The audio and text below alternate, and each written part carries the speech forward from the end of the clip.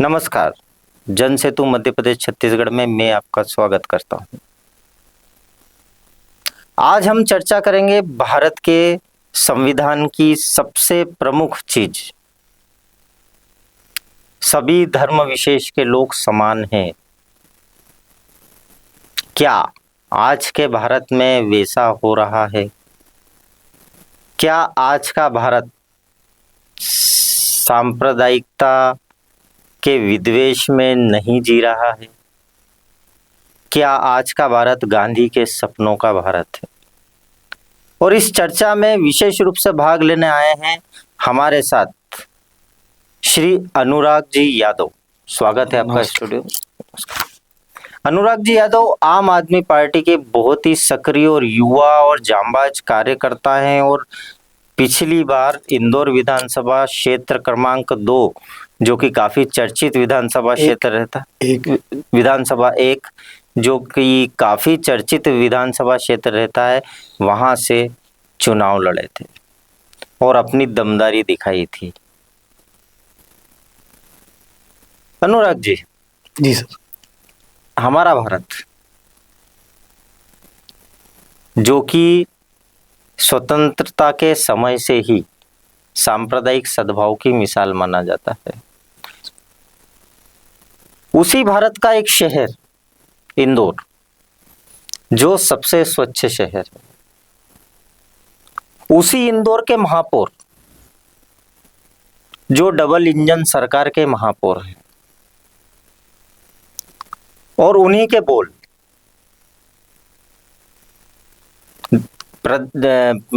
नगर के प्रथम व्यक्ति के बोल, जिसका वीडियो वायरल हो रहा है, उसके बारे में आप क्या कहना चाहेंगे? देखिए, ये देश गांधी का है और गांधी एक बहुत बड़ी ताकत है जिनको विश्व मानता है। ये बीजेपी के जो लोग हैं वो गांधी को पूछते तो हैं, लेकिन दिखाने के लिए, दुनिया को दिखाने के लिए, उनके मार्ग पे नहीं चलते। हमारे देश में संविधान का राज शुरू से रहा है। जब महापौर बने थे, जो महापौर जी हैं, उन्होंने शपथ ली होगी कि वो हर नागरिक को बराबर रूप से देखेंगे, चाहे वो मुस्लिम हो, सिख हो, ईसाई हो, अगड़ा हो, पिछड़ा हो, स्वर्ण हो, उनके लिए सब बराबर है। तो ये जो उनका वायरल है वीडियो, ये उनको शोभा नहीं देता है।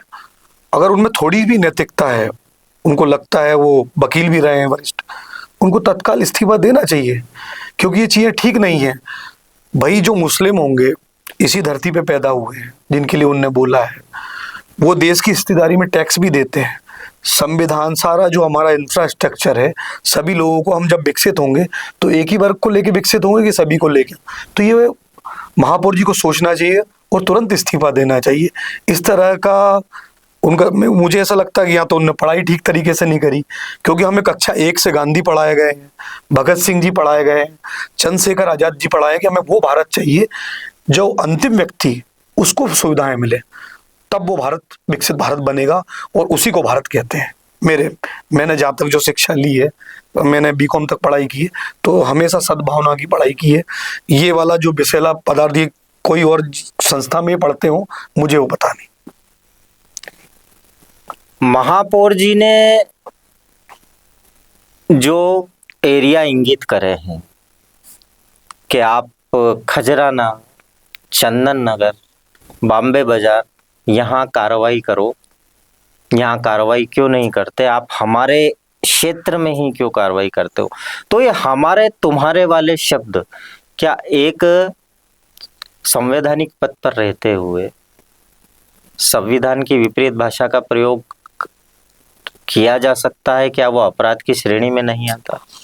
बिल्कुल अपराध की श्रेणी में आता है। और मैं महापौर जी से एक बात और कहना चाहता हूँ कि कोई कालाई नगर का व्यक्ति, उसे कार ठीक कराने जाना है, तो वर्कशॉप अधिकतर खजराना है या चंदन नगर है, वो ये तो भेदभाव नहीं करते कि मैं कालाई नगर सुधराऊंगा।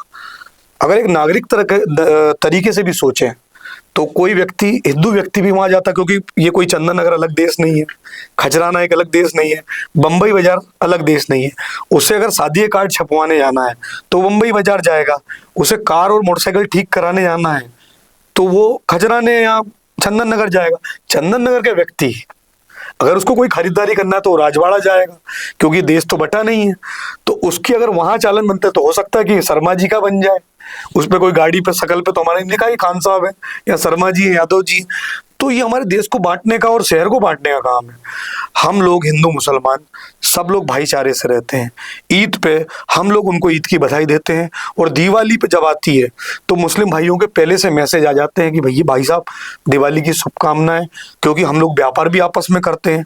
उनकी तरक्की हमसे, हमारी तरक्की उनसे, उस तरक्की से ये देश तरक्की करेगा। पर ये किस तरह की मानसिकता ये जो 10 सालों में आई है, उसमें हर नागरिक परेशान है।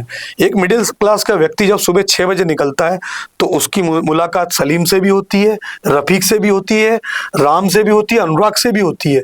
तो वो दिन भर में ये नहीं सोचता मुझे कौन व्यक्ति मिला था, वो ये सोचता कि मेरा व्यक्ति किससे काम है। पर इस तरह की गंदी राजनीति ये नेता देश को कहाँ ले जा रहे हैं, केवल एक फायदे के लिए।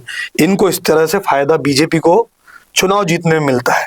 हो सकता है कि आजकल मीडिया एक्टिव है, सोशल मीडिया एक्टिव है, ये बयान दूसरे शहरों में जाते हैं, और कम मानसिकता के लोग जो पढ़े लिखे नहीं है, जिनने संविधान नहीं जाना है, जिनने भारत देश को नहीं जाना है। मैं ये कहता हूं कि मैंने तो ये सुना है कि 18-19 साल का व्यक्ति आज लड़का गांधी को गाली देता। गांधी वो व्यक्ति है जब अंग्रेज के सामने, जब भारतीय दुबकते थे, जब छाती चौड़ी करके गांधी जी कहते थे कि ये देश हमारा है, तो वो गांधी बनना आसान नहीं है। सबसे पहले तो इन्हें गांधी को पूछते तो हैं, लेकिन आरएसएस और बीजेपी ने गांधी के बारे में कभी भी एक विचार नहीं बताया। गांधी मैं इसलिए कह रहा हूँ क्योंकि गांधी विचार थे, व्यक्ति नहीं थे, इसलिए मैं गांधी कह रहा हूँ। नहीं तो अगर वो व्यक्ति होते तो मैं गांधी जी कहता। पर गांधी एक विचार है, उसको हम लोग कक्षा 2 से पढ़ रहे हैं, 3 से पढ़ रहे हैं, इनकी गलत उससे जो 18-19 साल के बच्चे हैं उनमें गलत मैसेज जा रहा है गांधी जी। ये देश गांधी का है, और गांधी के इस तरफ से चलेंगे तो हम निश्चित विकसित बनेंगे, निश्चित विकसित भारत बनेगा। तो मैं यही बोल रहा हूँ कि महापौर को ये विचार नहीं करना चाहिए, क्योंकि देश बटा थोड़ी है, चंदन अलग थोड़ी है, खजरान अलग थोड़ी है, और भी जो मुस्लिम एरिया हम लोग एक दूसरे से काम आते हैं। भाई हमें थोड़ी पता था। ये तो देश जो 18-19 साल के लड़के जो देख रहे हैं उनकी मानसिकता कहाँ जाएगी। मैं ये कह रहा हूँ, अभी हिंदू की कह रहा हूँ, जो मुस्लिम लड़के देख रहे हैं वो सोचते कि शायद ही हमारा शहर नहीं है, हमारा तो चंदन नगर है, हमारा तो खजराना है। भाई शहर तो हमारा पूरा है ना। हम जब कहीं बाहर जाते हैं तो अपने शहर का नाम गर्व से लेते हैं कि हम इंदौर के। वो मुस्लिम व्यक्ति भी लेता है, वो हिंदू व्यक्ति भी लेता है, सिख ईसाई की हम इंदौर से हैं। महापौर जी क्या कर रहे हैं आप शहर को क्यों बांट रहे हैं? महापौर जी ने जो बयान दिए वह उस कड़ी का हिस्सा तो नहीं है जो पूरे देश में चल रहा है। बहराइच हिंसा, उसके बाद महाराष्ट्र के मुख्यमंत्री का बयान आता है, और उसके बाद महापौर के ये बोल बोलते हैं। क्या यह देश हिंदू राष्ट्र के रूप में विकसित होगा? हिंदू राष्ट्र जो है, अगर हिंदू राष्ट्र हमको बनाना होता, हमारे उस समय बाबा साहब अम्बेडकर कानून मंत्री थे, अच्छे अच्छे लोग जो क्रांतिकारी थे, जिनने मेहनत करके अपना खून पसीना बलिदान देके ये देश बनाया था, तो उनकी मानसिकता ये तो नहीं थी, उन्हें विकसित देश बनाना था, ना कि हिंदू राष्ट्र बनाना था। जितनी विकसित कंट्रियां हैं आप देखेंगे, अमेरिका है वो क्रिश्चियन कंट्री है, ऑस्ट्रेलिया है, कभी उन्होंने बोला कि हम ईसाई देश है। वो सभी को लेके चलते हैं। हम हमेशा पाकिस्तान को फॉलो क्यों करते हैं, हमेशा बांग्लादेश को फॉलो क्यों करते हैं, हम अमेरिका को फॉलो क्यों नहीं करते हैं, हम विकसित कंट्री को फॉलो क्यों नहीं करते हैं कि वहाँ क्या क्या चीज़ है, क्या संविधान, क्या उनकी जो भी कैसे चला रहे हैं वो। हमें अपने विधायक सांसद वहाँ भेजना चाहिए। लेकिन ये चीज़ें तो मुझे ऐसा लग रहा है कि ये बयान बीजेपी से ही क्यों आते हैं, कोई अदर पार्टियों से क्यों नहीं आते हैं। जो भड़काऊ बयान आते हैं वो बीजेपी और ओवैसी जो वहाँ के जो हैदराबाद के भाई साहब हैं, ये 2 लोग बड़े देश के लिए खतरा है। इन बयानों से उनका भी वोट बैंक पक्का होता है, इन बयानों से इनका वोट बैंक पक्का होता है। हम वोट बैंक वाले लोग हैं नहीं, हमें पूरे देश को, लोगों को लेके देश आगे बढ़ाना है और विकसित बनाना है। तो एक तो गांधी अनिवार्य रूप से पढ़ा ही रहे थे हम लोग, अब ये पढ़ा रहे हैं कि नहीं पढ़ा रहे हैं। मैंने तो गांधी को पढ़ा है कक्षा 6 में, गांधी जी के ऊपर पूरी किताब थी वो पढ़ी है, और उसी से जो हम लोगों में बदलाव आया है, गांधीवादी सोच है जो हमारी उम्र के लोग। लेकिन इस तरह के जो बयान है यूपी में चल रहे हैं, महाराष्ट्र में चल रहे हैं, जो हमारी नई जनरेशन है, जो 17-18 साल की है, जो विकसित भारत की नींव बनेगी, वो उस पर गलत प्रभाव ना जाए। अगर ये लोग अगर ऐसा करेंगे तो हो सकता है कि देश जब झगड़े रहेंगे, देश जहाँ शांति होगी वहीं तो तरक्की होगी। तो ये हमारी नई पीढ़ी के लिए भी अच्छे बयान नहीं है जो बीजेपी के लोग कर रहे हैं। हम चलते हैं पूरे देश पर अब, इंदौर से उठकर। राम मंदिर का मुद्दा उठा, उसके अंदर देश की बेरोजगारी, गरीबी सब छुप गई। देश भूखमरी के सूचकांक में बांग्लादेश जैसे देशों के भी कहीं नीचे आ गया। उसके बाद जब हम यहाँ आते हैं इंदौर पर, तो कहीं महापौर अपने कार्य को छुपाते हुए अपना कद धार्मिक स्तर पर उठाना चाहते हैं, क्योंकि इंदौर में कितनी असुविधाएं हैं। यथार्थ में उनका ध्यान क्या उस ओर है या नहीं है? सड़कों पर गड्ढे हैं, अभी बारिश हुई थी तो सारा पानी भरा गया था। उस बारे में आपकी पार्टी के क्या विचार है, या आप एक देश के नागरिक होने के बारे में आप क्या कहना चाहेंगे कि महापौर इस बयान को लेकर कहीं अपनी गलतियां तो नहीं छुपा रहे? देखिए, मैं अपनी पार्टी से शुरुआत करता हूँ। हमारी पार्टी पे कई आरोप लगाते हैं कि ये मुस्लिम परस्त हैं या हिंदू परस्त हैं। हमने साफ कहा है कि हमारी आइडियोलॉजी देश को विकसित करने की है। हमारे जो सुप्रीमो हैं अरविंद केजरीवाल जी, वो हमेशा कहते हैं कि भाई हमने काम किया हो तो वोट देना। अब मुद्दा आता है बीजेपी पे। बीजेपी धार्मिक स्तर का क्यों यूज करती है? इसमें दो फायदे हैं। अगर बेरोजगार चिल्ला रहे हैं कि हमें रोजगार दो, किसान अगर एनएसपी मांग रहा है, ठीक है, व्यापारी अगर व्यापार की बात कर रहा है, एक आम नागरिक गड्ढे की बात कर रहा है, एक आम नागरिक अपने बच्चों की शिक्षा की बात कर रहा है, अपने बुजुर्गों की इलाज की उसको चिंता है, जो कि हम सरकार बनाते हैं तो सीधी सी बात है कि हम सरकारें कोई घर चलाने के लिए तो बनाते नहीं। अपनी जो मूलभूत सुविधाएं जिसके लिए सरकार है उसके लिए सरकार चुनी जाती है। ये सारे मुद्दे भटकाने के लिए, भाई हमारा देश लोकतांत्रिक देश, मैं हिंदू हूँ, मैं भगवान कृष्ण को पूजता हूँ, जिसका भी जो धर्म है वो उसको पूजता है। चूंकि हमारी संख्या ज्यादा है हिंदू की, तो हमारा जो सिस्टम बना हुआ है वोट बैंक वाला, उसको बीजेपी यूज करती है। तो हमारे जो समाज सुधारक हैं, अच्छे लोग हैं, जो राजनीति में नहीं है, पार्टियों में नहीं आना चाहते, उन्हें अच्छी राजनीति में आना चाहिए। और जो मीडिया कर्मी हैं, अच्छे पत्रकार हैं, उनको इस चीज़ों को, जैसे कई लोग कर रहे हैं, मैं सबकी तारीफ करता हूँ कई लोगों की, जो निष्पक्ष रूप से मीडिया पत्रकारिता भी चला रहे हैं। आज भी देश में गांधी जिंदा है, मुझे उनको देख के लगता है। तो उनको नई पीढ़ी को बताना चाहिए कि ये टोटल देश का नुकसान करना चाहते हैं। जब धार्मिक मुद्दा आएगा तो बेरोजगारी का मुद्दा कोई नहीं बोलेगा। जब ये धार्मिक फिर दोबारा आया, किसान अपनी एनएसपी नहीं मांगेगा, कि देश खतरे में बताया जाता है। ये देश ऐसी, इस देश की तासीर है कि ये गांधी की तासीर है। यहाँ तानाशाही नहीं चलता। इन्होंने 400 का को बोला था, 240 इसलिए आई कि यूपी के लोग समझ चुके थे कि संविधान खतरे में। लेकिन कहीं कहीं धार्मिक प्रभाव जहाँ पड़े तो 240 भी आई, नहीं तो इनका जो काम था वो 90 का भी नहीं था। आज जो काम है, जैसे मान लो इंफ्रास्ट्रक्चर का बता देता हूँ, ये लोग काम कर रहे हैं लेकिन भ्रष्टाचार के साथ काम कर रहे हैं। जैसे मैं आपको 5,000 की शर्ट देता हूँ, मात्र उसकी कीमत 500 रुपये है। तो ये एक तो ये धार्मिक काम की वजह से छुपा लेते हैं।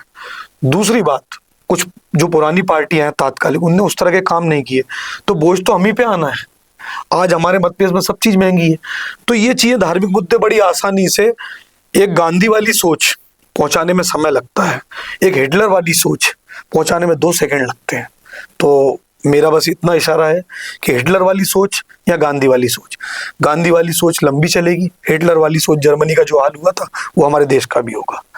क्योंकि लड़ाई से, अशांति से तरक्की संभव नहीं है।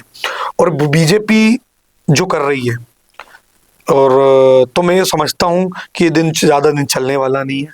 लोगों को समझ में आ रहा है, लेकिन लोग दबे हुए हैं। जैसे ईवीएम का मामला, लोगों को लगता है कि कुछ धांधली करते हैं।